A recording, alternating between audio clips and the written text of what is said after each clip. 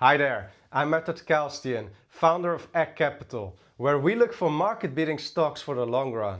Today, we're breaking down Ferrari, the Italian icon known not just for high-performance sports cars, but for building one of the most powerful luxury brands on the planet. Ferrari is in a league of its own, often compared more to Hermes than other car makers. But as investors, the question is it worth the premium? Or is the stock racing ahead of fundamentals? We're going to analyze Ferrari using our 5 key factors to determine whether the stock is undervalued, fairly valued, or overvalued. We look for high returns on capital, strong growth, healthy financials, an undervaluation, and a sustainable moat. If you find this helpful, be sure to like and subscribe. Now let's jump in. First up, how effectively is Ferrari turning capital into profits? As of 2024, return on invested capital sits at 24.3% and return on equity is 46.2%. Those are world-class numbers, not just strong for automakers, but elite across all industries. Ferrari has tight control over its production, pricing power, and a made-to-order model that minimizes inventory and discounts. This is a textbook example of luxury economics: scarcity, brand power, and ultra-high margins. Ferrari is still firing on all cylinders. Let's look at growth to understand if Ferrari can keep accelerating. Over the past decade, revenue grew at a compounded annual growth rate of 10%.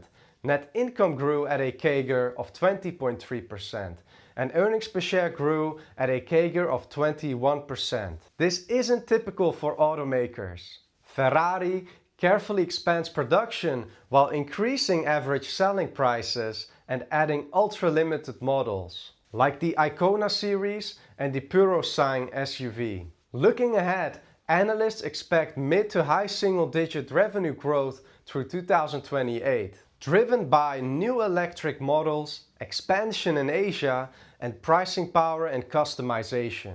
Ferrari isn't just growing, it's doing so while protecting its exclusivity. Ferrari's financial health is solid for a car maker. As of 2024, cash and short-term investments sit at 1.9 billion euros. Total debt is 3.3 billion euros, so they can't fully cover their debt with cash. Another important measure of financial strength is the debt-to-equity ratio, which stands at a steady 0.9. Its balance sheet is strong, with high free cash flow generation and disciplined capital spending. Unlike most automakers, Ferrari doesn't burn cash, it mints it. And with its order book often filled years in advance, there's predictability few luxury brands can match. Now let's look at valuation. Ferrari trades at a price-to-earnings ratio of 45.7. Compared to other automakers, this seems astronomical, but Ferrari isn't priced like an automaker. It's priced like an elite brand with pricing power, global prestige, and low cyclicality. Looking at the PEG ratio, which compares the PE to earnings growth, Ferrari sits at approximately 2.2.